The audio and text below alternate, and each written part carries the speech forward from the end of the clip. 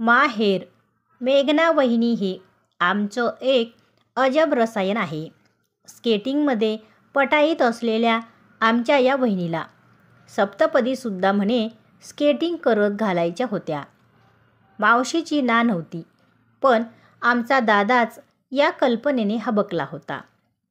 पण समजसं मेघना वहिनी अगदी पारंपरिक पद्धतीने आली आणि बोहल्यावर चढली. निमूट सप्तपदी पूर्ण करून दादाचा हात धरून विना तक्रार दादाच्या साध्या घरात आली, सामावली. पण तरी माहेर काही तिचं सुटलं नाही. सासरी जे घडल त्याच्या वरचढ तिच्या माहेरी घडलेलं असायचंच.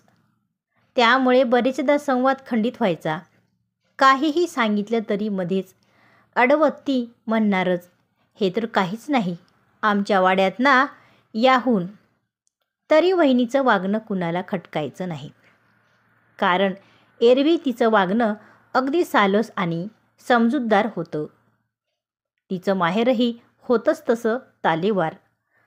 त्यांनी हसतमुखाने मुलगी या साध्या घरी दिली, ती केवळ माणसं बघूनच.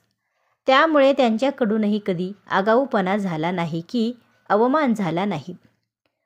वर्षातून 2दा वहिनी माहेरी जायची. त्यात एकदा दादा तिला आणायला जायचा. हे आता आमच्या लहानपणापासूनच माहीत झालं होतं. ती माहेराहून आली की पुढचे काही दिवस तिच्या बोलण्यातून सतत माहेरचे वारेजंग दाखले ऐकावे लागायचे. अर्थात ते ऐकण्यासारखेच असायचे. त्यांचा भल्ला मोठा वाडा, त्यांची लांबच लांब पसरलेली बाग, फुलांचा ढीग, बागेशी येणारे मोर, वाट चुकून आलेली हरणं, सगळंच स्वप्नवत वाटावं असं. म्हणजे ही स्केटिंग करण्यात मनमुराद वेगावर स्वार होणारी ही मुलगी दादाच्या सोबत इथल्या घरात स्थिरावलीच कशी, याचं आश्चर्य वाटतं. मध्ये तिचे भाऊ लंडनला शिक्षण पूर्ण करून आले आणि माहेरच्या गप्पा आणखीच वाढल्या. आम्हालाही ते ऐकायला आवडायच्याच, कारण तो परिसरही, ती माणसं आम्हाला काही परकी नव्हती. मी 10वीत नापास झालो तेव्हा आईचं काही न ऐकता वहिनी मला तिच्या माहेरी घेऊन गेली होती. म्हणाली, आता 4 दिवस माणसं येऊन उगीच भंडावून सोडतील. चित्रपटात कसं पाहुणे आले की ती घरची बाई नोकराला सांगते, इन्हें इनका कमरा दिखाओ, किंवा जवळचा कोणी असेल तर आओ मैं तुम्हें तुम्हारा कमरा दिखाती हूँ, असं म्हणून दृश्यातून एक्झिट घेते. 50शी उलटली तरी मला या वाक्याचं अजूनही अप्रूप वाटतं. वहिनीचं माहेरही तसंच चौसोपी होतं. त्यात वहिनी माहेरची मोठी लेक, त्यामुळे तिनेच त्या घराला एक शिस्त लावली होती. मी वहिनीचा पाहुणा म्हणून माझीही त्या घरात खूप बडदास्त ठेवली गेली. मलाही माझी वेगळी खोली मिळाली होती. माझी 10वी नापास होणं एका अर्थी सेलिब्रेट केलं जात होतं. म्हणजे एकूण काय, अशी आमची मेघना वहिनी आणि तिचं माहेर हे आमच्यासाठी एक अप्रूपच होतं. मधल्या वर्षात दादाने पण खूप प्रगती केली. वहिनीच्या माहेराशी तुलनाच होऊ शकत नाही, पण तरी आमच्या परीने त्याने आसमान को हात छू लिए. पण एक जाणवायला लागलं, वहिनीचं माहेराविषयीचं बोलणं कमी झालं. कधी बोललीच तरी त्यात पहिल्यासारखा आग्रह राहिला नव्हता.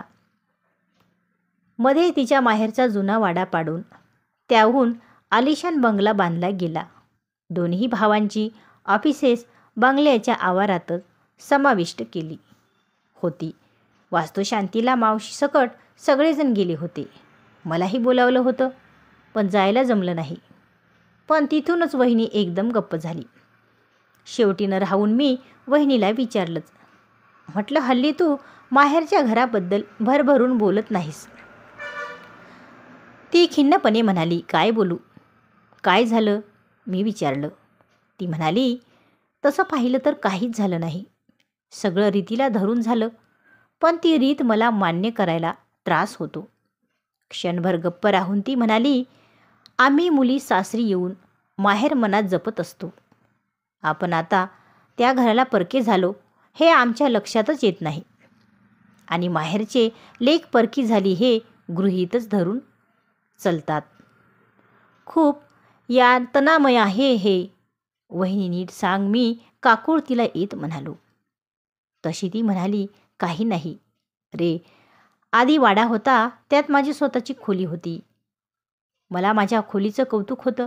घरचेही त्या खोलीला ताईची खोलीच म्हणायचे. मग आता? मी न राहून विचारलं. आता इतका आलिशान बंगला बांधला, 1 मजला वाढवला, पण त्यात मला कुठेच जागा नाही. म्हणजे? शंतनू, धाकटा भाऊ आता 10-12 वर्ष लंडनला जायचं आहे, तरी त्याची रूम आहे. आईबाबांची रूम असूनही आईची एक वेगळी रूम आहे. दादाच्या दोन्हीही मुलांना वेगवेगळ्या रूम्स, पण ताईची जागा या घरात अबाधित आहे असं कोणालाच वाटलं नाही. मी सहज विचारून गेले, माझी रूम? तर शंतनू म्हणाला, गेस्ट रूम आहे ना, शिवाय स्टडी रूम आहेच.